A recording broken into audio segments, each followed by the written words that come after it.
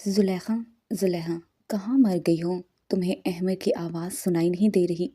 بھوک سے وہ رو رو کر نڈھال ہو چکا ہے۔ ہاشم شاہ کا تو بس نہیں چل رہا تھا۔ احمد کو روتا دیکھ کر وہ اس حویلی کو آگ لگا کر رکھ دیتا۔ دھڑلے سے وہ دروازہ کھول کر اندر داخل ہوا، جہاں نازک سی زلیخا ایک 7 ماہ کے بچے کو سینے سے لگائے سو رہی تھی۔ ایک پل کو ہاشم شاہ کی نظریں زلیخا کے وجود پر ٹھہر سی گئیں۔ لمبے گھنے بال جو اس کی بلکھاتی کمر پر پھیلے ہوئے تھے، سفید دودھ جیسی رنگت اور اس پر بیماری کی وجہ سے پھیلی زردی، اپنی حسین کم عمر بیوی کو اس حالت میں دیکھ کر دل میں طوفان سا اٹھا تھا۔ لیکن اگلے ہی پل اس کی سماعتوں میں جب اپنی گود میں موجود 3 ماہ کے بچے کے رونے کی آواز پڑی تو وہ برداشت نہ کر سکا۔ فوراً غصے سے آگے بڑھا اور ایک جھٹکے سے بازو سے زلیخا کو کھینچ دیا۔ وہ اپنا توازن برقرار نہ رکھ سکی اور گرتے گرتے بچی تھی۔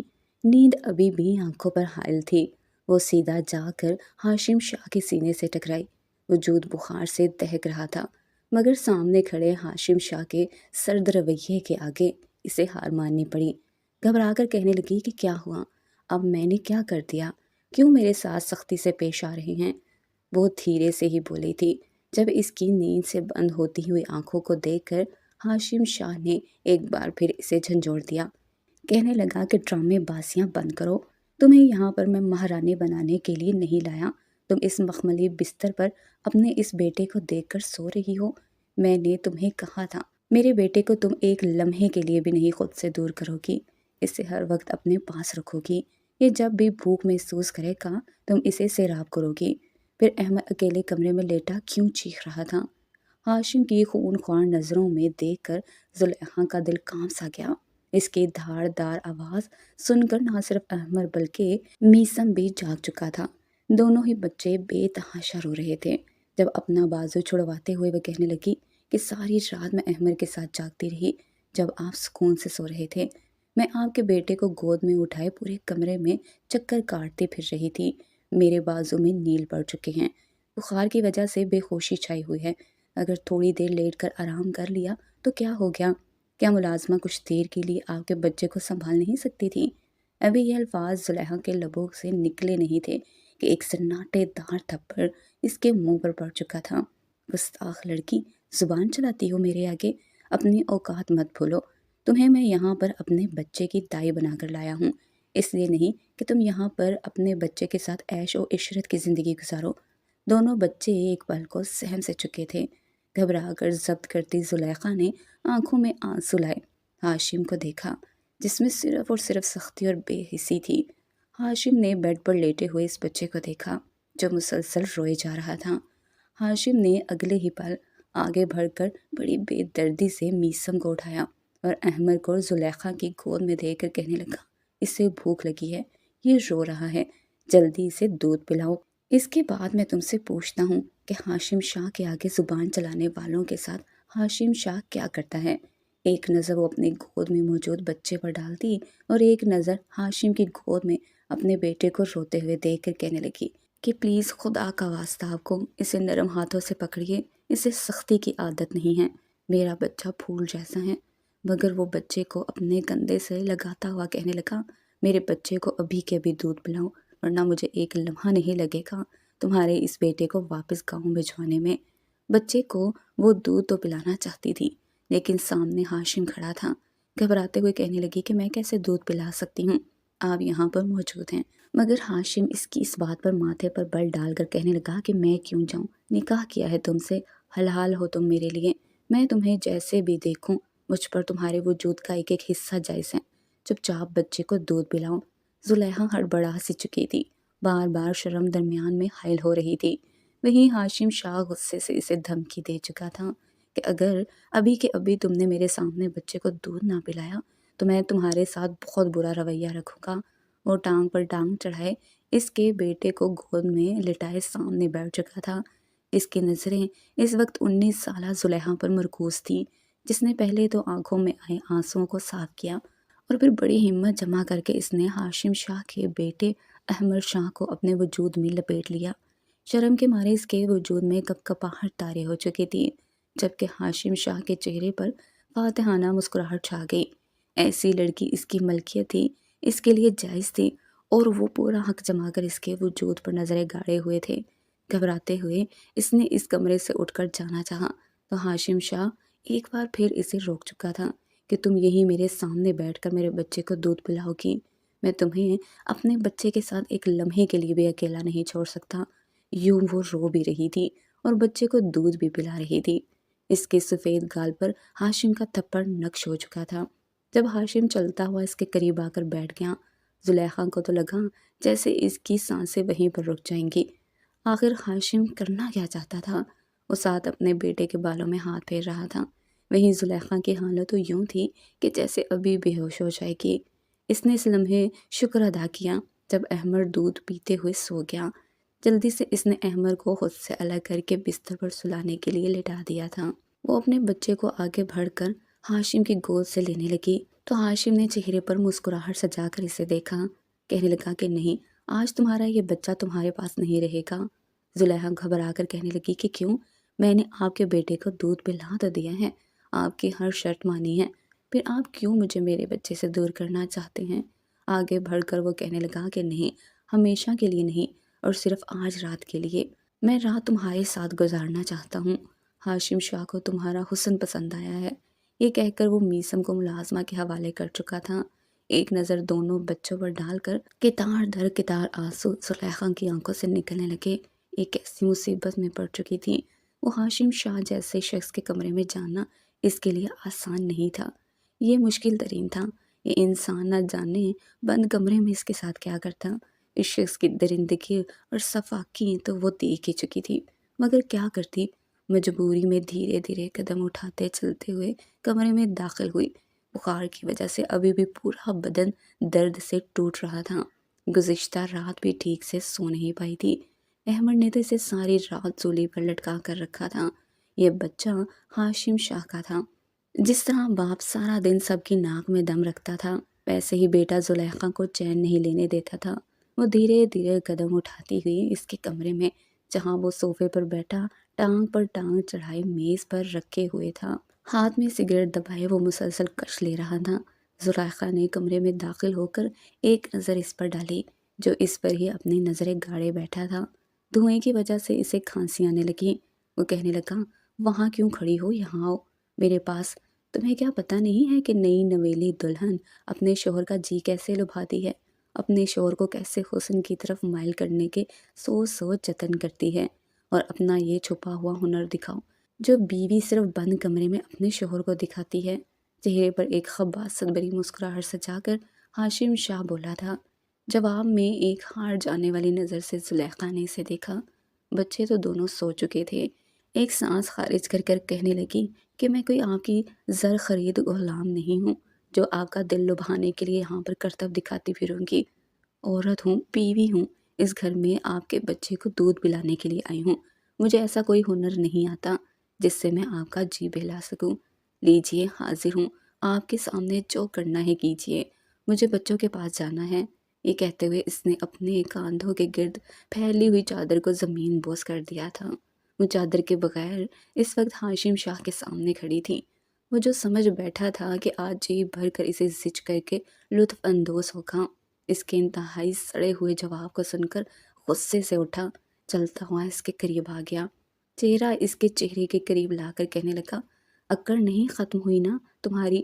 وہ کیا کہتے ہیں، رسی جل گئی مگر بل نہیں گیا۔ یہ کہہ کر اس نے اپنا ہاتھ آگے بڑھا کر زلیخا کی کمر پر رکھا تھا اور ایک زوردار چٹکی کاٹ دی۔ ایک سسکی تھی جو اس کے لبوں سے نکلی تھی۔ وہ ہاشم شاہ کا ہاتھ جھٹک دینا چاہتی تھی، مگر اس سے پہلے ہی ہاشم شاہ نے اگلا وار کرتے ہوئے کہا کہ زر خرید غلام ہی ہو تم، شاید بھول چکی ہو کہ تمہارے گھر والوں کو 15 لاکھ دے کر خرید کر لایا ہوں۔ یہ الفاظ ہاشم شاہ کی طرف سے گالی کے طور پر زلیخا کو ملے تھے۔ ایک بار پھر آنکھوں سے آنسو ٹوٹ کر گالوں پر پھیلنے لگے۔ چہرہ پہلے بخار کی وجہ سے سرخ ہو رہا تھا، رونے کی وجہ سے مزید سرخ ہونے لگا۔ جب ہاشم نے اسے بخور دیکھا اور کہنے لگا کہ یہ رونا دھونا بند کرو، کیا کہا تھا تم نے کہ مر جاؤں گی لیکن کبھی ہاشم شاہ کے بستر تک نہیں آؤں گی، اور کیا کہہ رہی تھی کہ میں تو شادی شدہ ہوں، شوہر ہے، میرا بچہ ہے، مگر دیکھو ان سب کے باوجود آج تم میری بیوی بن کر میرے کمرے میں کھڑی ہو، جواب میں ایک کڑوا گھونٹ بھر کر وہ کہنے لگی کہ یہ بدقسمتی ہے میری۔ ہاشم کا غصہ مزید بڑھ رہا تھا۔ وہ اس لڑکی کو نیچا دکھانا چاہتا تھا، زیر کرنا چاہتا تھا، مگر یہ لڑکی ہر بار اس کے سامنے پہلے سے بھی زیادہ مضبوط دکھائی دیتی تھی۔ وہ تو چاہتا تھا کہ آج کی رات اس لڑکی کے وجود پر اپنی شدتیں لٹائے، اسے اپنے ہونے کا احساس دلائے۔ جس وجود کے لیے وہ کبھی تڑپا کرتا تھا، آج اس وجود کو وہ ریزہ ریزہ کرتے۔ لیکن اس لڑکی کی اکڑ کو دیکھ کر وہ قدم پیچھے ہٹا چکا تھا۔ کہنے لگا، بہتر ہے کہ میرے ہاتھوں ضائع ہونے سے بچو، دوبارہ میرے سامنے اکڑ مت دکھانا، اور میرا بیٹا اگر مجھے اتنا روتا ہوا دکھائی دیا تو پھر دیکھنا میں تمہارا حشر کیا کروں گا۔ وہ ایک بار پھر دھمکی دیتا بیڈ پر نیم دراز بیٹھ چکا تھا۔ زلیخا وہیں پتھر کی مورت بنی کھڑی تھی، رہ رہ کر اسے اپنی سانس یاد آ رہی تھی، وہ سانس جس نے اسے اس نوبت تک پہنچا دیا تھا۔ وہاں کھڑی کیا دیکھ رہی ہو؟ میرے پاؤں سے جوتے اتارو، میرے پاؤں میں شدید درد ہو رہا ہے، یہاں بیٹھ کر مساج کر دوں۔ وہ دھیرے دھیرے قدم اٹھاتی ہوئی آئی اور اس کے پاؤں سے جوتا اتارنے لگی۔ جوتے اتار کر سلیقے سے ایک طرف رکھے اور پھر بیڈ پر پیروں کی طرف بیٹھی، وہ اس کے پیروں کا مساج کر رہی تھی۔ واہ لڑکی، کتنا سکون ہے تمہارے نرم ہاتھوں میں، جی چاہتا ہے کہ ساری رات تم سے مساج کرواتا رہوں۔ وہ پھر بھی خاموشی سے اس کے پیروں کو مساج کر رہی تھی، دل ہی دل میں ابھرنے والی نفرت کو اندر ہی اندر نگل رہی تھی۔ اسے شدت سے وہ لمحہ یاد آنے لگا جب پہلی بار اس کی نظریں ہاشم شاہ سے ٹکرائی تھیں۔ گاؤں میں چودھری ظفر عباس کے ہاں شادی تھی، پورے گاؤں کو دعوت عام دیا گیا تھا۔ جب زلیخا کی سہیلی اس کے گھر آئی، اس صحن میں بیٹھی اس وقت بیر کے درخت کے نیچے چاول چن رہی تھی۔ نور کہنے لگی کہ اوئے، یہ کیا بیٹھ کر چاول چن رہی ہے؟ آج تو چودھری جی نے پورے گاؤں کو دعوت دی ہے، یہاں بیٹھ کر چاول چننا چھوڑ، چودھری جی کے بیٹے کی شادی میں دونوں بریانی اڑائیں گے۔ اگر موقع ملا تو یہ دیکھ، میں نے شاپر اپنے پلوں میں چھپا رکھے ہیں، دیگ پر بیٹھے ہوئے نائی سے چاول بھی شاپر میں ڈلوا کر لائیں گے۔ اس کی بات سن کر 16 سالہ زلیخا نے نظریں اٹھا کر اسے دیکھا تھا، آنکھیں سوجھی ہوئی تھی، ایسے لگ رہا تھا جیسے اس کے آنے سے پہلے وہ پھوٹ پھوٹ کر روتی رہی ہو۔ کہنے لگی کہ تم ہی جاؤ شادیوں میں، مجھے تو بھائی نے سختی سے منع کر دیا ہے کہ میں گھر میں ہی رہوں گی، جبکہ خود وہ اور بھابھی مزے لوٹنے کے لیے شادی میں چلے گئے ہیں۔ ایک بار پھر زلیخا کی آنکھوں سے آنسو نکل آئے تھے۔ نور اسے روتا برداشت نہ کر سکی، سینے سے لگا کر کہنے لگی، ارے فکر کیوں کرتی ہو؟ جب نور جہاں تمہارے ساتھ ہے تو فکر کی کیا بات ہے؟ چلو رکھو یہ چاولوں کی بارات، میں لے کر جاؤں گی تمہیں شادی میں، جلدی سے تیار ہو جاؤ۔ زلیخا گھبراتے ہوئے کہنے لگی کہ نہیں، اگر بھائی بھابھی کو پتہ چل گیا تو تم جانتی ہو بلا وجہ بھابھی کو موقع چاہیے ہوتا ہے مجھے ڈانٹنے کا، میں نہیں جا رہی تمہارے ساتھ۔ مگر وہ اسے زبردستی اٹھا کر کمرے میں لائی تھی، الماری سے ایک خوبصورت سا سوٹ نکال کر اسے پہننے کو دیا۔ یہ میکسی اس کی بھابھی نے اسے دی تھی، جو اس کی شہر والی بہن کی اترن تھی، ایک ہی دفعہ پہن کر اس نے زلیخا کے لیے بھجوا دی تھی۔ زلیخا نے جب پہلی بار اس میکسی کو پہنا تو وہ کسی قاتل حسینہ سے کم نہیں لگ رہی تھی۔ نور نے اسے اپنے ہاتھوں سے تیار کیا، کہنے لگی کہ جس قدر خوبصورت تم لگ رہی ہو نا، لگ رہا ہے کہ وہاں پر آئے ہوئے امیر امیر لوگ یقیناً تمہارے حسن پر فدا ہو جائیں گے، تم پر یہ جوڑا اتنا جچ رہا ہے کہ تمہیں کوئی بھی وہاں پر پہچان نہیں پائے گا۔ یہ کہہ کر نور اسے زبردستی شادی پر لائی تھی۔ زلیخا مدتوں بعد گھر سے باہر نکلی تھی۔ شادی میں ریل پیل دے کر وہ واقعی کافی خوش تھی۔ آپی بھابھی اور بھائی سے نظریں چراتے ہوئے نور کے ساتھ ایک کونے میں ٹیبل پر بیٹھی تھی۔ جو بھی حسین لڑکا وہاں سے گزرتا تو فوراً وہ اسے اشارہ کر کے اس لڑکے کی طرف دیکھ کر کہتی کہ ارے وہ کتنا خوبصورت ہے، ایسا کوئی لڑکا ہم دونوں کی قسمت میں آ جائے تو ہمارے دو وارے نیارے ہو جائیں، میں تو کہتی ہوں 100 نفل پڑھوں گی۔ مگر ایسا کوئی امیر ڈیشنگ لڑکا میری قسمت میں آ گیا تو اس کی بات سن کر زلیخا کو خیرت ہوئی تھی، کہنے لگی کہ شرم کرو، عمر ہی کیا ہے تمہاری، 17 سال کی ہو اور باتیں دیکھو۔ وہ دونوں ابھی انہی باتوں میں مصروف تھیں کہ جب شادی پر آئے ہوئے ایک لڑکے نے نور کو ہرا سگنل دیا۔ وہ تو زلیخا کو وہیں چھوڑ کر اس لڑکے سے نمبر لینے کے لیے ایک طرف ہو چکی تھی۔ نور کو اکیلے وہاں پر بیٹھے ہوئے گھبراہٹ سی محسوس ہونے لگی تو فوراً ایک جانب سے اٹھی۔ جیسے ہی وہ اٹھی تو ٹیبل سے اس کا جالی دار میکسی اٹک چکی تھی، اس کے ساتھ ہی کرسی کے ساتھ اس کا پاؤں بھی اٹکا۔ جیسے ہی اس نے اپنی میکسی ٹیبل سے جھٹک کر دوسری طرف مڑنا چاہا کہ اس کا پاؤں مڑ گیا۔ قریب تھا کہ گر کر سب کے سامنے تماشا بن جاتی، مگر کسی کے مضبوط سینے سے وہ ٹکرا چکی تھی۔ "وٹ دا نظر نہیں آتا کیا تمہیں؟" ایک گرجدار گھمبیر آواز اس کی سماعتوں سے ٹکرائی تھی۔ بغیر چہرے کی طرف دیکھے زلیخا آگے بڑھتے ہوئے کہنے لگی کہ معاف کیجیے گا، میرا پاؤں اٹک گیا تھا۔ مقابل کھڑا شخص تو اس لڑکی کو خود سے ٹکراتے ہوئے دیکھ کر اچھا خاصا چلانے والا تھا، لیکن جب اس کے چہرے پر پھیلی ہوئی گھبراہٹ اور معصومیت پر دھیان دیا تو وہ جیسے اسے دیکھتا ہی رہ گیا۔ ہر ایک چہرے پر اپنی دسترس حاصل کرنا اس شخص کا پرانا مشغلہ تھا۔ اگلے ہی پل اس نے اپنا ہاتھ بڑھا کر اس لڑکی کے نرم گالوں کو چھو لیا۔ کہنے لگا، تم رو رہی تھی؟ یہ الفاظ اس کے لبوں سے نکلے ہی تھے کہ جب زلیخا نے غصے سے کرنٹ کھا کر اپنے قدم پیچھے ہٹائے۔ وہ گرنے ہی والی تھی جب ہاشم شاہ نے اسے اپنی مضبوط گرفت میں سنبھالا تھا۔ بے دہانی میں ہی صحیح، مگر اس کے لب جا کر ہاشم شاہ کے چہرے پر ٹکرائے تھے۔ اس کے ہونٹوں پر لگی لپسٹک ہاشم شاہ کے چہرے پر اپنا عکس چھوڑ چکی تھی۔ یہ دونوں اس وقت سب سے الگ کونے میں کھڑے تھے، اس لیے کسی کا ان پر کچھ خاص دھیان نہیں گیا تھا۔ جیسے ہی زلیخا کے لب ہاشم شاہ کے چہرے پر ٹکرائے تو وہ ہاشم شاہ کو دھکا دے کر ایک سناٹے دار تھپڑ اس کے چہرے پر مار چکی تھی۔ مجھے چھوڑنے کی ہمت کیسے کی آپ نے؟ اندھے ہیں کیا؟ آپ کو دکھائی نہیں دیتا؟ ہاشم، جو اس کی خوبصورتی اور معصومیات پر دل ہار بیٹھا تھا، اس کے یوں مارنے پر میں اسے وہیں چھوڑ گیا۔ وہ منہ کے بل نیچے گری تھی۔ کئی لوگ مڑ کر اس کی طرف دیکھنے لگے۔ ہاشم اگلے ہی پل اپنی پرکشش شخصیت کے ساتھ پاؤں پٹک کر آگے بڑھا اور کہنے لگا، تم جتنی خوبصورت ہو اتنی ہی بدتمیز بھی۔ میں تمہاری نسلیں برباد کر کے رکھ دوں گا۔ جس نے تمہیں چھونے کی ہمت کی، یاد رہے یہ۔ کہہ کر ہاشم شاہ نے غصے سے اس کا ہاتھ بہت زور سے کرسی پر مارا تھا۔ ایک لمحے کے اندر اندر ساری کانچ کی چوڑیاں ٹوٹ کر کرچی کرچی ہو چکی تھی۔ کچھ تو اس کی کلائی میں بھی پیوست ہوئی تھی۔ وہ درد سے چلائی تھی۔ جب ہاشم شاہ کو کسی نے آواز دی، نہ جانے وہ درندہ صفت انسان اس معصوم لڑکی کے ساتھ مزید کیا کرتا کہ اس سے پہلے ہی اسے سامنے سٹیج پر بلایا جا رہا تھا۔ مجبوراً اسے وہاں سے جانا پڑا۔ زلیخا کے تو رونگٹے کھڑے ہو چکے تھے۔ اس شخص کی اس بدتمیزی اور ہٹ دھرمی کو دیکھ کر وہ اندر تک لرز کر رہ چکی تھی۔ بغیر اپنے دوست کو اطلاع دیے گھر کی طرف لوٹ آئی اور سو سو کر کر رونے لگی۔ بار بار اس کی نظروں کے سامنے ہاشم شاہ کا چہرہ آ رہا تھا، جو دیکھنے میں جس قدر خوبصورت تھا، اس کی سیرت اتنی ہی بھیانک تھی۔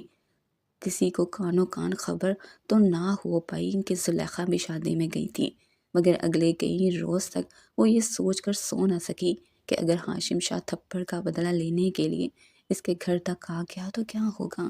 اسے کھویا کھویا دیکھ کر اس کی بھابھی اپنے شوہر سے بار بار کہنے لگی کہ اس لڑکی کے لچھن مجھے کچھ ٹھیک نہیں لگ رہے۔ جب اس کی دوست نور آتی ہے، دونوں ہی پتہ نہیں کمرے میں بیٹھ کر کیا باتیں کرتی رہتی ہیں۔ وہ تو خود ہے ہی ایسی۔ اس کی بڑی بہن نے بھی پسند کی شادی کی تھی، وہ خود بھی کسی لڑکے کو لے اڑے گی، یہ نہ ہو ساتھ تمہاری بہن کو بھی بگاڑ دے۔ یہ سن کر تو شاہد طیش میں آ چکا تھا۔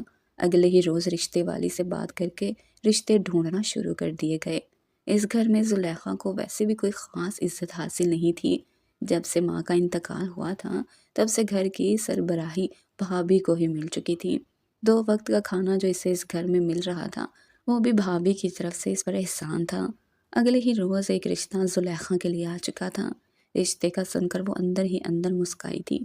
نہ جانے کیسا لڑکا اس کی قسمت میں لکھا گیا ہو، مگر جب اس کے بھائی شاہد نے آ کر لڑکے کی تصویر دکھائی تو اس کے چہرے کی ہوائیں اڑ چکی تھی۔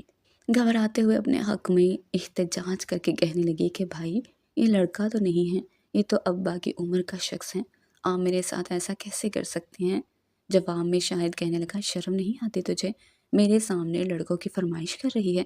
کتنے لڑکے تاڑ رکھے ہیں تو نے جو بھائی کے سامنے ہی کہہ رہی ہے کہ تیری شادی کس سے کروانی چاہیے، کس سے نہیں؟ میں تجھ سے تیری مرضی نہیں پوچھنے آیا، تجھے بتانے آیا ہوں کہ میں نے تیرے لیے اس شخص کو پسند کر لیا ہے۔ زمیندار ہے، اپنا گھر ہے اس کا، بس تیری شادی اسی کے ساتھ ہوگی۔ وہ جو خواب سجائے بیٹھی تھی کہ زلیخا کے لیے کوئی شہزادہ نما لڑکا ہی آئے گا، اس بوڑھے سفید درویش کو دیکھ کر اس کے سارے خواب ملیاں میٹ ہو گئے تھے۔ نکاح سے 1 روز پہلے پھوٹ پھوٹ کر روتی ہوئی وہ یہی سوچ رہی تھی کہ آخر کیوں اس کے ساتھ یہ سب ہو چکا تھا۔ کاش کہ خودکشی حلال ہوتی تو اس وقت وہ اپنی سانسیں چھین چکی ہوتی۔ دلہن نہیں بلکہ زندہ لاش بنی وہ بوڑھے نواز الدین کے ساتھ بیٹھی تھی۔ نواز بھی انتہائی شریف شخص تھا، سر جھکائے بیٹھا تھا۔ لوگ بیچاری زلیخا کی قسمت پر افسوس کر رہے تھے، مگر وہ زندہ لاش بنی نواز کے ساتھ رخصت ہو کر اس کے گھر آ چکی تھی۔ گھبرائے ہوئے کمرے میں بیٹھی تھی۔ جب نواز کمرے میں آیا، ہچکچاتے ہوئے اس کے سامنے بیٹھ کر ایک خوبصورت سی سونے کی انگوٹھی پیش کی تھی، اور پھر وہی روایتی مردوں کی طرح سمجھانے لگا کہ اس گھر کو سنبھال کر رکھنا، میں نے بڑی محنت سے بنایا ہے۔ گھر میں میرا بڑا بھائی اور بھابھی رہتی ہے، ان کے ساتھ تلخ کلامی مت کرنا، ہمیشہ ان کے سامنے نظریں جھکا کر رکھنا، کیونکہ انہوں نے مجھے بالکل اولاد کی طرح پالا ہے۔ ایک نظر اٹھا کر زلیخا نے نواز کو دیکھا تھا، جس کی اپنی داڑھی سفید تھی، مگر شاید اس عمر میں نکاح جو کر رہا تھا اس لیے انہیں سیاہ رنگ میں رنگ چکا تھا۔ ایک گہری سانس خارج کر کے وہ اپنے شوہر کی ہاں میں ہاں ملاتی رہی، دھیرے دھیرے کڑوا گھونٹ ہی سہی، لیکن نواز کے ساتھ وہ گزارا کرنے ہی لگی تھی۔ دن بھی بیتنے لگے، مگر جٹھانی کے تانے کبھی بند نہیں ہوتے تھے۔ بات بات پر باتیں سنانا تو جیسے عام سی بات ہو چکی تھی، مگر وہ نواز سے شکایت کرتی تو نواز الٹا اسے ڈانٹ دیتا کہ خبردار جو میرے سامنے تم نے بھائی یا بھابھی کی برائی کی ہو تو۔ ایک بار جب نواز کارخانے میں کام کے لیے گیا تو وہاں پر اسے دل کا دورہ پڑ گیا اور موقع پر ہی جان کی بازی ہار چکا تھا۔ جہاں ایک طرح نواز کا جنازہ گھر آیا، وہیں دوسری جانب ڈاکٹر سے چیک اپ کروا کر زلیخا گھر آئی تھی۔ ایک تو کم عمری میں ہی شادی ہوئی تھی، پھر کم عمری میں ہی اسے ماں بننے کی خوشخبری مل چکی تھی۔ وہ خوش تھی کہ اس کے گود میں بھی ایک بچہ ہوگا جسے وہ سینے سے لگا کر رکھے گی، مگر گھر میں اپنے شوہر کی میت دیکھ کر اس کی تو جیسے دنیا ہی اجڑ چکی تھی۔ پہلے تو اسے نواز سے کوئی انسیت ہوئی نہ تھی، مگر جب ہوئی تو وہ اسے اس بھری دنیا میں اکیلا چھوڑ کر جا چکا تھا۔ وہ ایک بار پھر تنہا رہ چکی تھی، سفید چادر اوڑھے لوگوں میں بیٹھی تھی، جب اس کی بھابھی نے صاف صاف کہہ دیا کہ خیر سے آپ کی نسل کو آگے بڑھانے جا رہی ہے، نواز بھائی کا بچہ پیدا کرنے والی ہے، اس کی ذمہ داری تو اب آپ لوگوں نے اٹھانی ہے۔ ہمارے پاس تو اتنا بجٹ نہیں ہے کہ ہم اس کے ساتھ ساتھ اس کے بچے کو بھی پالیں۔ دو آنسو ٹوٹ کر اس وقت زلیخا کے چہرے پر پھیلے تھے، مگر وہ خاموش رہی۔ اس سے پہلے بھی اس نے خود سے اپنی قسمت کا فیصلہ نہیں کیا تھا، اب کی بار بھی اس نے اپنی ڈور اپنے سرپرستوں کے ہاتھ میں ہی چھوڑی تھی۔ بھائی بھابھی تو اسے وہیں پر چھوڑ کر جا چکے تھے۔ بڑی مشکل سے اس نے وقت کاٹ کر اپنے بیٹے میسم کو اس دنیا میں لایا تھا کہ اس پر نئی مصیبت آن پڑی تھی۔ گاؤں کے ہاشم شاہ کی بیوی بھی برین ہیمریج سے وفات پا چکی تھی۔ بیٹا انہیں جان سے بڑھ کر عزیز تھا۔ بچے کو ڈبے کا دودھ پلانے سے اس کی حالت مزید خراب ہونے لگی۔ شاہ بیگم نے جب اپنے پوتے کو یوں بلکتا دیکھا تو کہنے لگی کہ ہاشم شاہ چھوڑ دو ضد، مر چکی ہے ماں اس کی، اب کیوں اس کی جان کے پیچھے پڑے ہو؟ کیوں نہیں تم اس کے لیے دائی کا بندوبست کر دیتے جو اسے دودھ پلائے؟ اسے اس وقت ایک عورت سے ملنے والی نشوونما کی ضرورت ہے۔ شاہ بیگم نے التجائے انداز میں کہا تو ہاشم ایک گہری سانس خارج کر کے رہ گیا، کہنے لگا کہ میں کسی ایری گیری لڑکی کا دودھ اپنے بیٹے کو نہیں پینے دوں گا۔ میرا بیٹا اسی عورت کا دودھ پیے گا جو بے حد خوبصورت ہوگی، صاف ستھری ہوگی۔ جن عورتوں کو دائی بنا کر آپ میرے سامنے لاتی ہیں، انہیں دیکھ کر ہی مجھے گھن آتی ہے، بھلا میں اپنا بیٹا انہیں کیسے سونپ سکتا ہوں؟ ہاشم شاہ اپنے بیٹے کو سینے سے لگائے بولا کہ تبھی دالان میں داخل ہوتی حتیجہ نے یہ بات سنی تھی، فوراً سر پر چادر کو اوڑھ کر اپنا آدھا چہرہ چھپا کر آگے بڑھی اور کہنے لگی کہ شاہ بیگم اگر آپ حکم کریں تو میں آپ کو ایک ایسی لڑکی دکھا دیتی ہوں، اس کا بچہ بھی آپ کے پوتے جتنا ہی ہے۔ ہاشم شاہ کی نظریں اس پر تھیں، مگر حتیجہ کی کالی رنگت دیکھ کر کہنے لگا اگر وہ تمہارے گھر کی عورت ہے تو وہ مجھے بالکل نہیں چاہیے۔ حتیجہ بھی تھوڑی کچھ مسائی تھی، کہنے لگی کہ نہیں نہیں شاہ صاحب، وہ میری بیوہ جٹھانی ہے، آپ ایک دفعہ اسے دیکھے تو صحیح، بڑی ہی گوری چٹی ہے، خوبصورت ہے اور کم عمر بھی ہے، اس کا بچہ بھی بالکل آپ کے بچے جتنا ہے، اگر آپ ایک دفعہ دیکھیں گے تو یقیناً آپ کو وہ اپنے بچے کے لیے پسند آئے گی۔ ہاشم شاہ نے خود چل کر اس لڑکی کو دیکھنے کی فرمائش کی تھی۔ اپنے بیٹے کو ساتھ لیے شاہ بیگم بھی اس کے ساتھ اپنے ہی گھر میں پرانے برتن اور پرانے کپڑے لینے آنے والی ختیجہ کے ہاں پہنچ چکے تھے، جہاں پر جا کر جب ہاشم شاہ نے صحن میں بیٹھی ہوئی اس لڑکی کو دیکھا تو تن میں تو جیسے آگ سی لگ چکی تھی۔ اس لڑکی کو تو اس نے کہاں کہاں نہیں ڈھونڈا تھا، وہ تو اس لڑکی کو ایک بار اچھی خاصی کھری کھوٹی سنانا چاہتا تھا جو اس پر ہاتھ اٹھا چکی تھی۔ پہلی نظر میں اس لڑکی کو دیکھ کر کہنے لگا کہ یہی لڑکی میرے بچے کو دودھ پلائے گی، مگر میں اسے اپنے بچے کی آیا نہیں ماں بنا کر لے جاؤں گا۔ شاہ بیگم پر تو جیسے آسمان ٹوٹ پڑا تھا، کہنے لگی کہ ہوش میں تو ہو، ہم صرف اپنے خاندان میں شادی کرتے ہیں، تم ایک کمین لڑکی کو بہو بنانے کی سوچ رہے ہو، ہوش میں تو ہو۔ جواب میں ہاشم شاہ مٹھیاں بھینج کر کہنے لگا کہ جب یہ کمین میرے بچے کو دودھ پلا کر اس کی ماں کے درجے پر فائز ہو سکتی ہے تو میری بیوی کیوں نہیں بن سکتی؟ نکاح کا بندوبست کیجیے۔ عدت پوری ہوئے ابھی صرف 1 مہینہ ہی گزرا جب خدیجہ نے اس کے سر پر بم پھوڑ دیا کہ تمہارا نکاح ہے شاہ صاحب کے ساتھ، 15 لاکھ کے عوض وہ زبردستی اس کا نکاح ہاشم شاہ سے کر چکے تھے۔ خود سے یہ بھی بتا دیا گیا تھا کہ وہ اپنے ساتھ ساتھ اپنے شوہر کے بچے کی بھی پرورش کرے گی۔ اگر شاہ حویلی میں جانے کے بعد میسم کی جگہ احمد پر زیادہ توجہ دو گی تو وہی تمہارے لیے اچھا ہوگا۔ گھر سے رخصت کرتے ہوئے واضح الفاظ میں ختیجہ اسے بتا چکی تھی کہ واپسی کے دروازے تمہارے لیے بند ہیں، یہاں پر قدم مت رکھنا، اور وہ چپ چاپ پتنگ کی ڈور کے مانند کسی اور کو اپنا آپ سونپتی شاہ حویلی پہنچ چکی تھی۔ یہ سارے مناظر فلم کی طرح اس کے ذہن میں چلے تھے جب ایک نظر نیم دراز حالت میں ہی سوئے ہوئے ہاشم شاہ پر ڈالی اور اپنی آنکھوں میں آئے آنسو کو صاف کر کے وہ اس کے پاؤں کے مساج میں مصروف تھی۔ رات کا نہ جانے کون سا پہر تھا جب اس کی بھی آنکھیں وہیں پر لگ چکی تھی۔ اگلی صبح جب وہ بیدار ہوئی تو اپنے آپ کو ایک مضبوط حصار میں پایا، ایسے لگ رہا تھا جیسے کسی نے زنجیروں میں جکڑ رکھا ہو۔ دھیرے دھیرے زلیخا نے آنکھیں کھول کر منمناتے ہوئے خود کو چھڑوانا چاہا، مگر جب آنکھیں کھول کر دیکھا تو سامنے ہاشم شاہ اس کے بے حد قریب لیٹا ہوا تھا، ابھی بھی گہری نیند میں تھا۔ وہ دونوں ایک دوسرے کے اس قدر قریب تھے کہ ہاشم شاہ کی سانسیں اس وقت زلیخا کے چہرے پر اور اس کی ہاشم پر گر رہی تھیں۔ ایک پل میں اس کے وجود میں جھرجھری سی آئی تھی۔ اس نے خود کو ہاشم شاہ کے چنگل سے چھڑوانا چاہا، لیکن تبھی ہاشم بھی ایک دم سے ہوش میں لوٹا تھا۔ خوف کے مارے زلیخا نے اپنی آنکھیں ہی بند کر لی تھی۔ ہاشم نے آنکھیں کھول کر اس لڑکی کو اپنے بازو پر لیٹے دیکھا تو اسے خود سے دور نہیں کیا تھا، بلکہ اس کی معصوم بھولی صورت کو کتنی ہی دیر بغور دیکھتا رہا۔ اس کی لرزتی پلکوں سے یہ تو اندازہ کر چکا تھا کہ یہ سو نہیں رہی بلکہ جاگ رہی ہے۔ دھیرے سے اپنا ہاتھ اس کے چہرے پر لے جا کر کان پر انگلی کو سہلانا شروع کر دیا تو وہ ہلکی سی منمناتے ہوئے خود کو اس کے حصار سے چھڑوانے لگی، لیکن وہ اسے مزید اپنے قریب کر کے کہنے لگا، کہاں جا رہی ہو؟ میں نے تمہیں خرید کر اپنے بستر تک لایا ہے، جب تک میرا حکم نہیں ہوگا تم ایک قدم بھی مجھ سے دور نہیں جا سکتی۔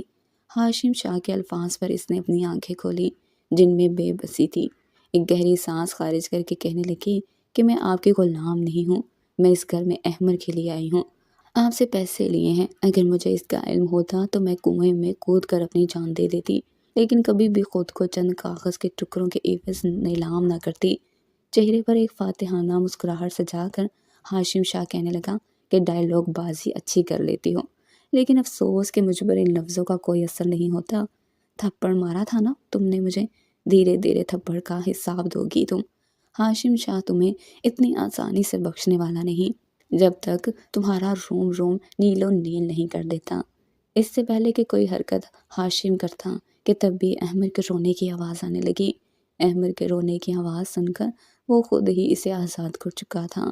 وہ جھولے میں سوئے احمد کو اٹھا کر فوراً سینے سے لگا چکی تھی، لیکن ایک بار پھر شاید ہاشم شاہ اسے زج کرنے کے موڈ میں تھا، وہ اسے اٹھا کر کمرے سے باہر جانے لگی تو بازو سے پکڑ کر سامنے سوفر پر بٹھا چکا تھا، کہنے لگا کہ میں تم پر ہر پل نظر رکھنا چاہتا ہوں، دیکھنا چاہتا ہوں کہ تم میرے بچے کے ساتھ اچھے سے پیش آ رہی ہو کہ نہیں، میرے بچے کو یہیں بیٹھ کر فیڈ کرو گی، آئندہ کے بعد اگر تم نے میری موجودگی میں دوسرے کمرے کا انتخاب کرنا چاہا تو پھر دیکھنا۔ آنکھوں میں غصہ لیے زلیخا نے ہاشم کو دیکھا۔ ہاشم جو اب تک اس سے سختی سے پیش آ رہا تھا اس کے معصوم سے چہرے پر موٹی موٹی آنکھوں کو یوں پھڑکتا ہوا دیکھ کر نہ جاننے اسے اندر ہی اندر اس لڑکی کی اس حرکت پر ہنسی آئی تھی، مگر چہرے پر سختی سجائے وہ اسے ہی دیکھ رہا تھا۔ جہاں ایک جانب وہ بچے کو فیڈ کروا رہی تھی، وہیں وہ چلتا ہوا اس کے قریب آیا اور جان بوجھ کر اپنی انگلیاں اس کی گردن پر پھیرنا شروع کر دی۔ کہنے لگا کہ ویسے ہو تو تم بے حد خوبصورت، اس بات میں کوئی شک نہیں ہے کہ حسن کی دولت سے مالا مال ہو۔ اگر تم ہاشم شاہ پر ہاتھ نہ اٹھاتی تو ہاشم شاہ تمہیں سر آنکھوں پر بٹھا کر رکھنا۔ ہاشم بہت کچھ بول رہا تھا، مگر زلیخا اس کی ہر بات کو انسنا کر رہی تھی۔ اس وقت اس کے ذہن میں صرف اور صرف یہ چل رہا تھا کہ آخر اس کی آزمائش کب ختم ہوگی، کب وہ وقت آئے گا جب اس کی زندگی میں سکون لوٹے گا۔ کیا وہ اس دنیا میں صرف اور صرف غلامی کرنے کے لیے آئی تھی، یا پھر ہر عورت اس دنیا میں صرف اور صرف مرد کی غلامی اور حکم ماننے کے لیے آتی ہے؟ وہ پتھر کی مورت بنی ہوئی بیٹھی تھی جب اس کا اپنا بچہ بھی رونے لگا۔ دونوں بچے ایک ساتھ رونے لگے تو وہ سر پکڑ کر بیٹھ گئی۔ عمر ہی کیا تھی اس کی، کم عمری میں دو ایک ہی عمر کے بچوں کو سنبھالنا اس کے لیے مشکل ہو رہا تھا۔ ابھی وہ دونوں بچوں کو سنبھال ہی رہی تھی کہ جب ہاشم شاہ نے میز پر بیٹھ کر چلانا شروع کر دیا کہ زلیخا، ابھی تک میرا ناشتہ تم نے مجھے سرو کیوں نہیں کیا؟ ہڑبڑاتے ہوئے اس نے یہ کہا تھا کہ دونوں بچے بہت رو رہے ہیں، میں چپ کروا رہی ہوں۔ مگر تبھی شاہ بیگم فوراً سے تڑپ کر کہنے لگی کہ ہاں بھائی، کہا بھی تھا تمہیں کہ اپنا یہ بچہ گاؤں چھوڑ کر آؤ، ہمارے بچے پر تمہاری توجہ ہوتی نہیں ہے۔ اب وہ ہاشم بھوکا بیٹھا ہے، اس کی پرواہ نہیں ہے تمہیں، جان بوجھ کر بہانے ہیں تمہارے۔ دونوں بچوں کو جیسے اٹھائے وہ کچن تک آئی تھی۔ ملازمہ موجود تھی، مگر نہ جانے شاہ بیگم کو اس سے کیا حسرت تھی کہ بس ہاشم کا ناشتہ وہ زلیخا سے ہی بنوایا کرتی تھی۔ آخر کو ہاشم کو اس لڑکے پر ترس آ ہی گیا تھا، آگے بڑھ کر آیا اور زلیخا کی گود میں رو رہے میسم کو اٹھا لیا، اسے باہر صحن میں لے گیا تو وہ بھی باہر پرندوں کو دیکھ کر ہوش ہو چکا تھا۔ شاہ بیگم کی گود میں ان کا پوتا تو ویسے ہی کھیلنے لگا تھا۔ یہ منظر دیکھ کر کہیں نہ کہیں شاہ بیگم اندر ہی اندر جھلسنے لگی تھی۔ وہ کبھی بھی زلیخا کی اولاد کو اس گھر کے اصل وارث کے مقابلے نہیں دیکھنا چاہتی تھی۔ ناشتہ بنا کر دینے کے بعد وہ ہاشم سے میسم کو لے کر کمرے میں جا چکی تھی۔ جیسے ہی ہاشم کے قدم گھر سے باہر نکلے، شاہ بیگم نے اسے آواز دے کر اپنے پاس بلایا تھا، ہاتھ میں جھاڑو پکڑا کر کہا تھا کہ پورے لاؤنج اور پھر دالان سے تم ہی جھاڑو لگاؤ گی۔ صحن میں سوکھے پتے کیاریاں بہت خراب ہیں، ساری صفائی تم ہی کرو گی۔ سارا کام سن کر تو اس کا دماغ چکرا چکا تھا۔ کہنے لگی کہ شاہ بیگم، میں اتنا سب کچھ اکیلے کیسے کر پاؤں گی، گھر میں ملازم ہے۔ مگر وہ اگلے ہی پل انتہائی حقارت سے اسے دیکھ کر کہنے لگی کہ تم بھی تو اس گھر میں ملازم ہی ہو، سارا دن احمد میرے پاس رہے گا، تم اس گھر میں ایک نوکرانی سے زیادہ اوقات نہیں رکھتی۔ یہ مت سمجھنا کہ اس گھر کے وارث کے نکاح میں ہو تو اس گھر کی مالکن بن جاؤ گی، ہرگز نہیں۔ تم جیسی کمی کمین لونڈیاں کبھی بھی وہ درجہ نہیں پا سکتی جو اس خاندان کی بہویں پا کر عیش کرتی ہیں۔ زلیخا ایک بار پھر اپنا سر جھکا چکی تھی، کچھ دیر پہلے ہی نہا کر آئی تھی، لمبے گھنے بال کمر تک جا رہے تھے، سفید دودھیا رنگت مزید چمک دھمک کر سامنے آئی تھی۔ اگلے پل شاہ بیگم نے آگے بڑھ کر اس کے سر پر سختی سے دوپٹہ کیا اور کہنے لگی کہ دوبارہ اپنے حسن کے جال میرے بیٹے پر پھینکتی ہوئی دکھائی دی تو تمہارے لیے اچھا نہیں ہوگا۔ زلیخا سمجھ نہیں پا رہی تھی کہ آخر اس کا قصور کیا ہے، اس نے کیا کیا ہے، کس بات کو سامنے رکھ کر شاہ بیگم اسے اتنی باتیں سنا رہی ہیں۔ مگر پھر بھی جہاں ایک جانب وہ اپنے بچے کو سنبھال رہی تھی، وہیں ساتھ ساتھ گھر کی صاف صفائی میں بھی مصروف تھی۔ آج سارا دن اس کا پورے گھر کی صاف صفائی کرتے ہوئے گزر چکا تھا۔ دن میں 2 مرتبہ ہی وہ صرف احمد کو اٹھا پائی تھی۔ سارا دن گھن چکر بننے کے بعد سارے دن کی تھکی ہاری پسینے سے شرابور اپنے بچے کو سلا کر وہ واش روم میں چلی گئی، اس بات سے انجان تھی کہ آج ہاشم گھر جلدی آ رہا ہے۔ جیسے ہی ہاشم کمرے میں داخل ہوا تو وہی زلیخا بھی نہا کر واش روم سے نکلی تھی، لمبے گھنے بال کندھے پر پھیلائے وہ تولیے سے پونچھتی جیسے ہی باہر آئی تو سامنے ہاشم شاہ کو دیکھ کر اپنے قدم وہیں پر روک لیے۔ آج تو باہر بارش بھی ہو رہی تھی، موسم کافی خوشگوار ہو چکا تھا۔ گھبراتے ہوئے فوراً زلیخا نے بیڈ پر اپنا دوپٹہ اٹھا کر اپنے وجود کو ڈھکنا چاہا، مگر ہاشم آگے بڑھ کر اس کا ہاتھ پکڑ چکا تھا، اس کی نازک کلائی کو بھینچ کر اپنے چہرے کے قریب لے گیا۔ زلیخا کا وجود تو جھرجھری لے کر رہ چکا تھا، جب وہ اپنے لب اس کی کلائی پر رکھ چکا تھا۔ عین اسی وقت باہر بادل بھی چمکے تھے۔ کب کب آتے ہوئے ہونٹوں کے ساتھ کہہ رہی تھی کہ شاہ آپ کیا کر رہے ہیں، مگر شاہ کی آنکھوں میں تو اتری چمک اور خماری دیکھ کر جیسے وہ خاموش ہی ہو چکی تھی۔ اس نے خود کو اس کے حصار سے نکلوانا چاہا، لیکن قاسم شاہ تو جیسے آج طے کر چکا تھا اس لڑکی کے وجود پر اپنی مہر ثبت کر کے ہی رہے گا۔ وہ اپنی باہوں میں بھر کر اسے اپنے بے تحاشا قریب کر چکا تھا۔ مزاحمتی ساری ختم ہو چکی تھی۔ زلیخا نے اپنا آپ قاسم شاہ کو سونپ دیا تھا۔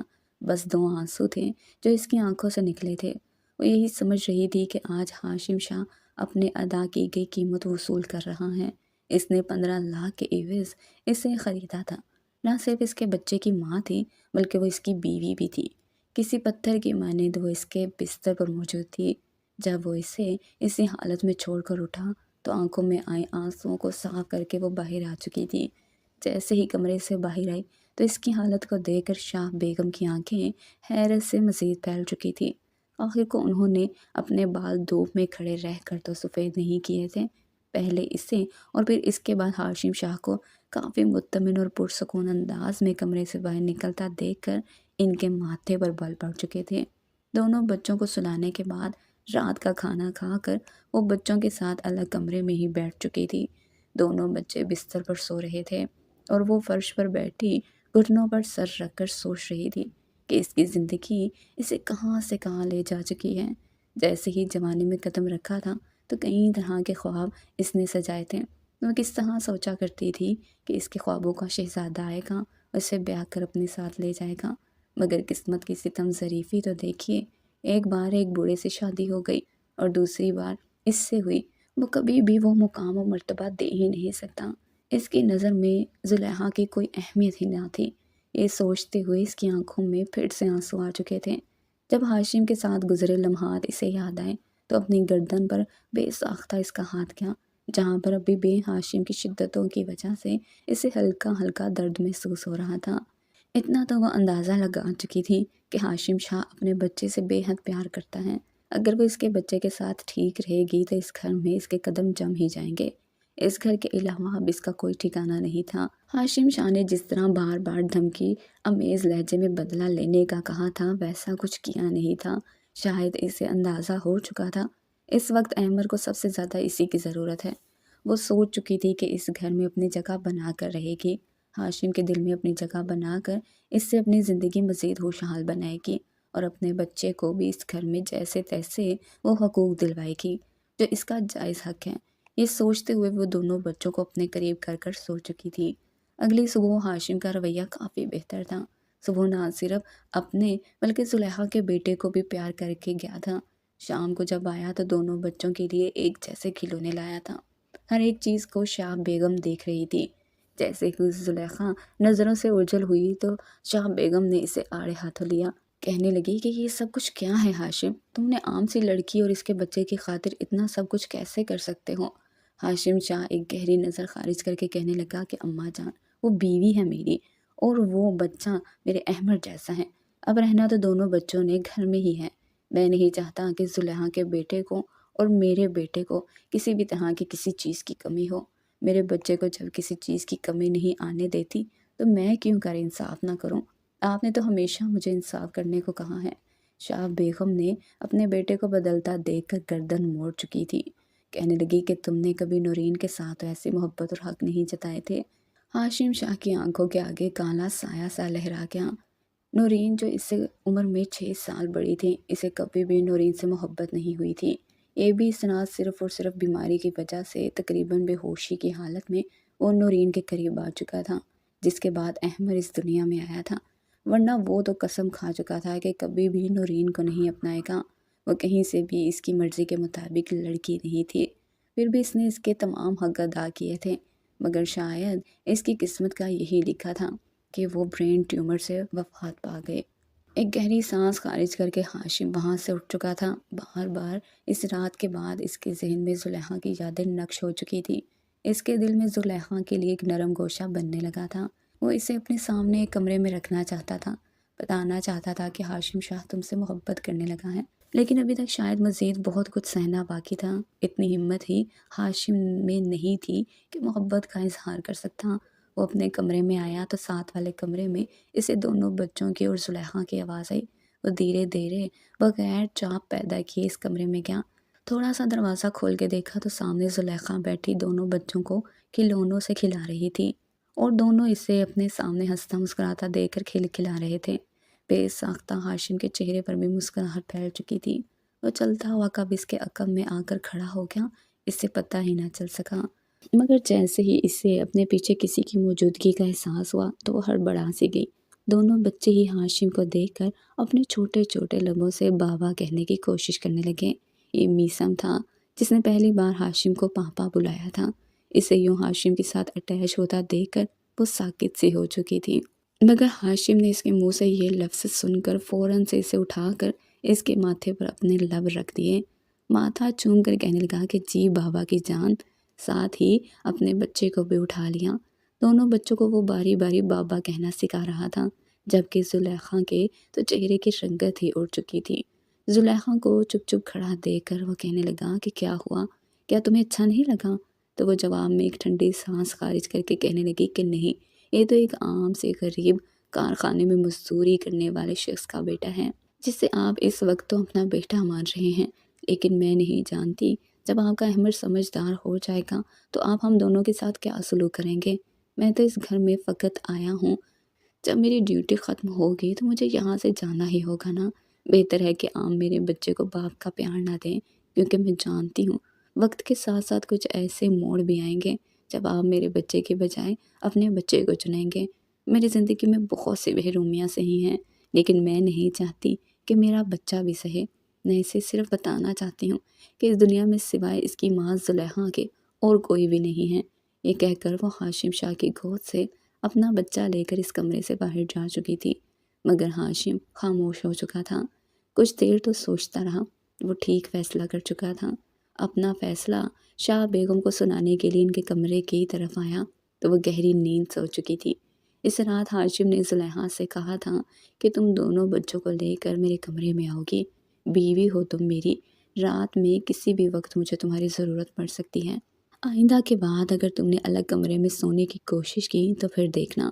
وہ چپ چاپ دونوں بچوں کے ساتھ ہاشم کے ہی کمرے میں آ چکی تھی۔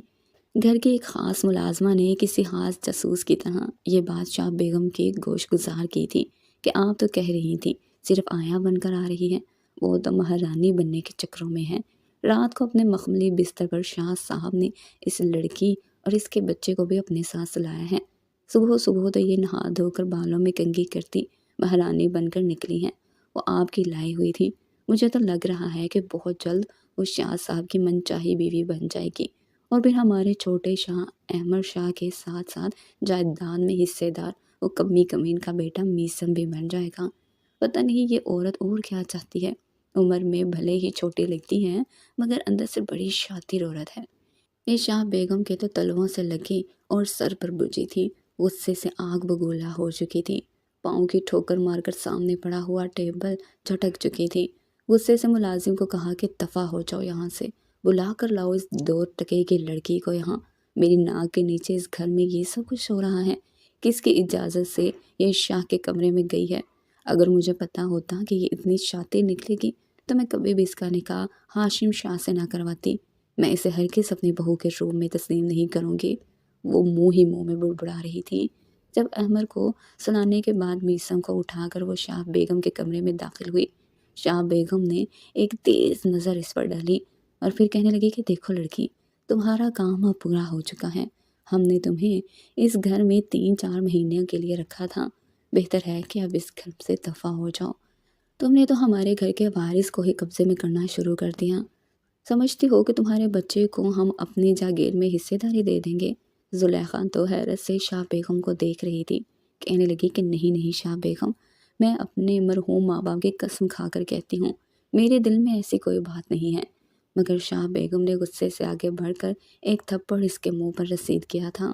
غصے سے اس کا بچہ چھین کر ملازمہ کے حوالے کر کے کہنے لگی کہ اس کے بچے کو اس گھر سے باہر نکالو، ختیجہ کو بلوا کر اس گاؤں میں منتقل کرواؤ یا کچرے کے ڈھیر پر پھینک دو، مگر یہ بچہ مجھے اب اس گھر میں نہیں چاہیے۔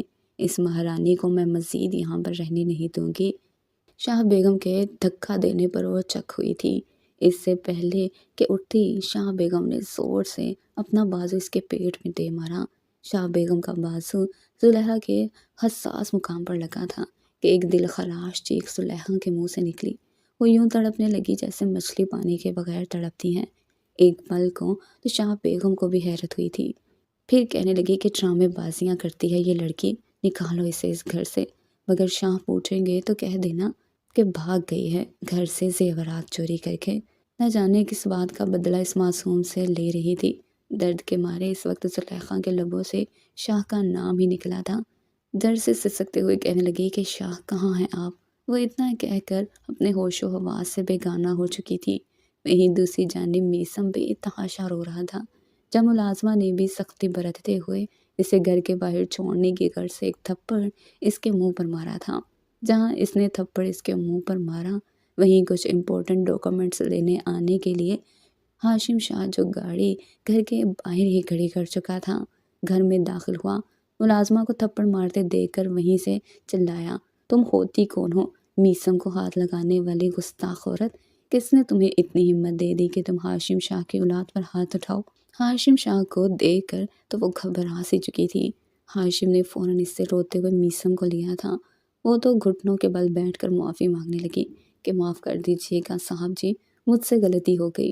یہ بہت زیادہ رو رہا تھا، مگر ہاشم نے غصے سے چلا کر کہا کہ تمہارا تو حساب میں ابھی کرتا ہوں، کہ تبھی سامنے سے دو ملازمائیں گرتی پڑتی درد سے کراہتی زلیخا کو باہر لے کر آ رہی تھیں۔ دھندلاتی ہوئی آنکھوں سے زلیخا نے ایک آخری بار ہاشم کو دیکھا تھا اور پھر وہی ملازموں کے ہاتھ سے چھوٹ کر سیڑھیوں سے جھولتی ہوئی نیچے گری تھی۔ ہاشم تو تل ملا آیا تھا، ملازمہ کو ڈانٹنے لگا، اپنی گود میں اسے اٹھا کر کہنے لگا کہ کیا ہوا ہے تمہیں؟ تم ٹھیک تو ہو؟ ہوا کیا ہے اسے؟ اس کی رنگت اتنی پیلی کیوں پڑ چکی ہے؟ ہاشم کو گھبرایا ہوا دیکھ کر ملازمہ بھی ایک طرف کھڑی ہو چکی تھی۔ کیا بتاتی کہ اس کی اس حالت کے پیچھے آپ کی ماں کا ہاتھ ہے؟ وہ فوراً اسے لے کر ہاسپٹل پہنچا تھا۔ ہاشم شاہ کو شاید ہی آج سے پہلے کسی نے اتنا پریشان دیکھا ہو جتنا اس لڑکی پر بے ہوشی طاری ہونے پر وہ ہو چکا تھا۔ جو بات رپورٹس میں سامنے آئی وہ ناقابل یقین تھی۔ ڈاکٹر کہنے لگے کہ مسٹر ہاشم شاہ، ایسے لگتا ہے جیسے کوئی وزنی چیز آپ کی بیوی کے گردوں پر ماری گئی ہو۔ ان کے گردے اندر سے زخمی ہو چکے ہیں، جس کی وجہ سے انہیں ٹریٹمنٹ کی ضرورت ہے۔ اگر ذرا سی بھی دیری کی جاتی اور خون نسوں میں جم جاتا تو آپ نہیں جانتے کتنا بڑا خطرہ ہو سکتا تھا۔ اس ساری عمر کے لیے دوبارہ کبھی چل پھر نہ سکتی، اور تو اور ان کے گردے بھی ناکارہ ہو سکتے تھے۔ ہم نے فوراً سرجری کر کے ان کا علاج تو کر دیا ہے، مگر مزید 3 روز تک یہ ہاسپٹل میں ہی رہیں گی۔ جہاں ایک طرف ڈاکٹر کی یہ بات سن کر ہاشم شاہ نے خدا کا شکر ادا کیا تھا، وہیں دل میں یہ سوال بھی پنپنے لگا کہ آخر کیا ہوا تھا اس کے ساتھ۔ ڈاکٹر کا تو واضح الفاظ میں کہنا تھا کہ ایسے لگتا ہے جیسے کسی نے پوری قوت سے ان کے پیٹ میں کوئی بھاری چیز ماری ہو۔ 2 روز تک تو وہ بے ہوش ہی رہی تھی، اور ان 2 روز میں ہر ایک شے کو چھوڑ کر ہاشم شاہ اس کے ساتھ ہاسپٹل میں ہی موجود رہا تھا، بالکل سائے کی طرح اس کے ساتھ تھا۔ جب زلیخا کو ہوش آنا شروع ہوا تو ایک بار پھر اس کی آنکھوں کے سامنے وہی منظر لہرا رہا تھا۔ وہ درد سے چلاتے ہوئے کہنے لگی کہ مت ماریے شاہ بی بی، میری کوئی غلطی نہیں ہے، میں نے آپ کے بیٹے کو نہیں ورگلایا، میں وعدہ کرتی ہوں اس گھر میں ایک کونے میں پڑی رہوں گی، میرا بیٹا کبھی آپ کے پوتے کی برابری نہیں کرے گا، لیکن خدا کا واسطہ ہے آپ کو مجھے اس گھر سے مت نکالیے گا۔ روتی ہوئی زلیخا کے الفاظ سن کر کہیں نہ کہیں ہاشم کو اندازہ ہو چکا تھا کہ اصل ماجرا کیا ہے۔ اس نے آگے بڑھ کر اس کے بالوں میں ہاتھ سہلانا شروع کر دیا۔ ان 3 روز میں اسے اندازہ ہو چکا تھا کہ اصل میں محبت کیا ہوتی ہے۔ وہ وہی محبت زلیخا سے کرنے لگا ہے۔ جیسے زلیخا نے آنکھیں کھولی اور اپنے سامنے ہاشم کو دیکھا تو پھوٹ پھوٹ کر رونے لگی تھی۔ ہاشم نے بھی سارے لحاظ بلائے اسے اپنے سینے سے لگا لیا تھا، کہنے لگا کہ خدا کا شکر ہے زلیخا تم ٹھیک ہو، تم نے تو میری جان ہی نکال دی تھی، ہوا کیا تھا تمہیں، کیسے آئی تھی تمہیں یہ چوٹ؟ وہ اسے سوال کر رہا تھا، مگر وہ اسے بتانے سے انکار کر رہی تھی۔ جب ہاشم نے اسے اپنی قسم دی تو مجبوراً وہ بتا چکی تھی کہ شاہ بیگم نے 2 بار اس کے پیٹ میں پوری قوت سے مارا تھا۔ تبھی شاہ بیگم بار بار اسے کال کر کے کہہ رہی تھی کہ اس لڑکی کے لیے خود کو کھچل مت کرو، ملازمہ اس کے پاس رک جائے گی، ویسے بھی یہ لڑکی اب ہمارے کسی کام کی نہیں رہی، نہ جانے کتنے روز بیمار رہے گی۔ ہم کوئی اور آیا اپنے پوتے کے لیے دیکھ لیں گے۔ مگر ہاشم شاہ اسے اپنے ساتھ ہی گھر لے کر آیا تھا، اپنی گود میں اٹھا کر۔ جس پل وہ اسے اپنے کمرے تک لے کر گیا تو شاہ بیگم جل بن کر رہ چکی تھی۔ زلیخا کو کمرے میں چھوڑ کر آنے کے بعد دونوں بچوں کو اس کے پاس لایا گیا، جنہیں سینے سے لگا کر تو جیسے اس کا سارا درد ہی غائب ہو چکا تھا۔ شاہ بیگم اس سے پہلے اس سے کچھ کہتی کہ ہاشم نے صاف الفاظ میں کہہ دیا کہ اماں جان، میں زلیخا سے محبت کرنے لگا ہوں۔ میرا جینا مرنا اٹھنا بیٹھنا سب کچھ زلیخا کے ساتھ ہی ہے۔ امید ہے کہ آپ اسے بہو کے روپ میں اس گھر میں قبول کر لیں گی، آپ کے خاندانی روایات کا خیال رکھے گی۔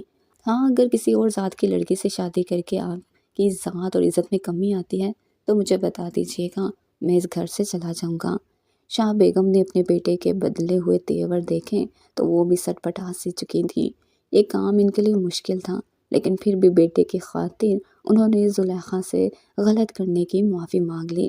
زلیخا حیران تھی، اس کے دل میں اس واقعے سے پہلے تک کئی شک و شبہات موجود تھے، لیکن 15 دن کے بیڈ ریسٹ کے دوران جس طرح ہاشم شاہ نے اس کا خیال رکھا تھا، اسے تو یوں لگ ہی نہیں رہا تھا کہ وہ اس گھر میں کن حالات میں آئی تھی۔ اسے یوں محسوس ہو رہا تھا جیسے اس کے خوابوں کا شہزادہ اسے مل چکا ہو۔ وہ ہنسنا مسکرانا جو کبھی بچپن میں اس کی ماں باپ کی موجودگی میں ہوتا تھا، وہ سب کچھ واپس لوٹ رہا تھا۔ آج ہاشم شاہ اس کے نخرے اٹھانا شروع ہوا تو اس کا سارا بچپنا بھی باہر آ چکا تھا۔ حویلی رونقوں سے بھر گئی۔ گھر میں اب صرف بچوں کے ہی نہیں بلکہ زلیخا ہاشم شاہ کے بھی کہہ کے گونجنے لگے تھے۔ ہاشم شاہ کی زندگی خوشیوں سے بھر چکی تھی اور وہ ہر رات زلیخا کی آغوش میں رنگین بنایا کرتا تھا۔